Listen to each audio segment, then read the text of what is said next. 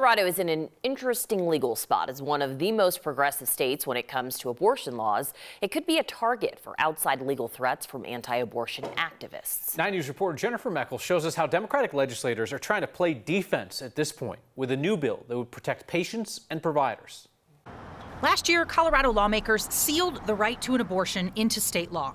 Months later, when the Supreme Court overturned Roe v. Wade, the U.S. became a patchwork of varying abortion laws, turning Colorado into a sort of island for doctors and patients. And of course, what we have is a huge influx of people coming here for that very reason, because their states are denying them the care that they need. With that patchwork and with that influx, Democratic State Representative Meg Froelich says there is a lot of fear. Our doctors and providers are treating patients from a whole host of states.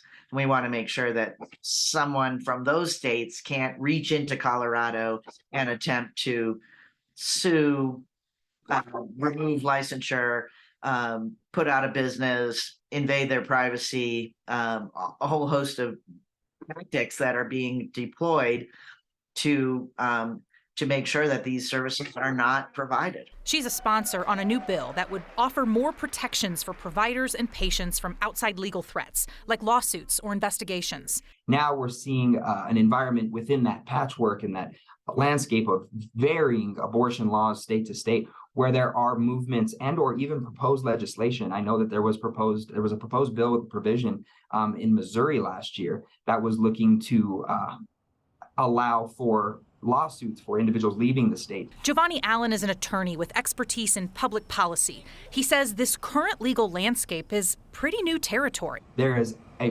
disparate way of legislating on the abortion issue that now is potentially setting itself up to come to a head, where there are states dealing with, what can one do, what can another do, and then what are the recourses. This bill's protections extend to any health care that is legal and protected in Colorado, including gender-affirming care. It was part of a bigger package of new reproductive bills introduced this week, which also includes increased insurance coverage for abortions and restrictions on how anti-abortion clinics and providers can advertise their pregnancy services.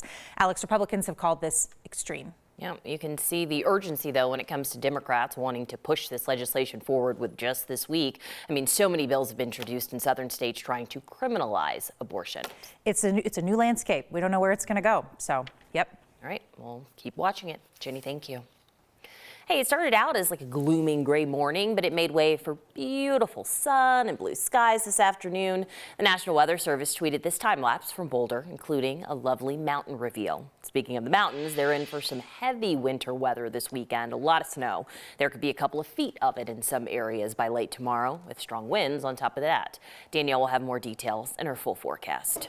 Colorado rarely gets earthquakes, yet there have been 6 of them in 24 hours down near Trinidad. Biggest magnitude quake along the Colorado-New Mexico line has been a 4.3. No damage or injuries reported, but plenty of people felt it. The National Earthquake Information Center in Golden got about 100 reports. Aftershocks are still possible. The superintendent of Denver Public Schools says they'd consider reopening Fairview Elementary in Sun Valley eventually. It's one of the 3 schools they just decided to close. The district said it was because of declining enrollment, but people who live in that area say that's soon going to change. Denver Housing Authority is reopening some affordable housing in that neighborhood now. DHA expects about 400 kids to move back.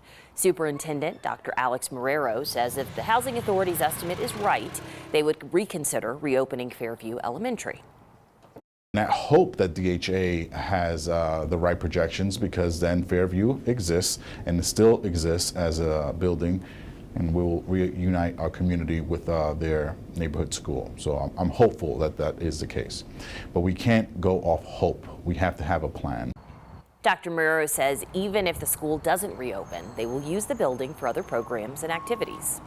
Investigators say that a man they thought had been accidentally run over by his semi was actually murdered.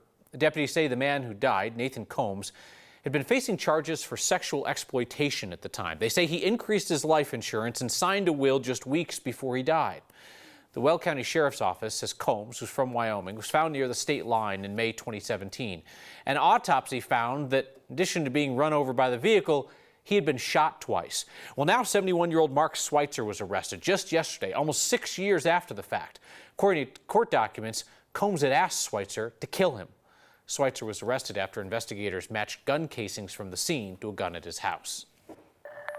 An investigation is underway tonight after an Amtrak train hit and killed someone in Arvada. Happened just before 6 last night near West 80th and Sims. Arvada Fire says the victim died at the scene. The Jefferson County Sheriff's Office is now investigating. Colorado state representatives got the day off today because they worked through the night because of a Republican filibuster on a gun bill.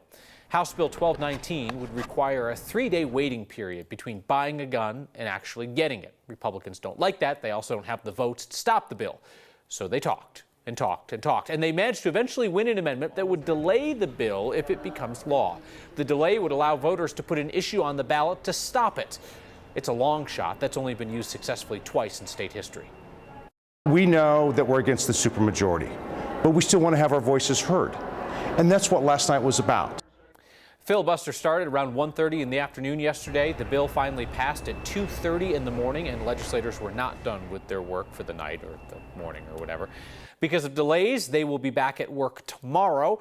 On a Saturday, it's the same time that Republican Party leaders are supposed to gather in Loveland to pick a new state party chair.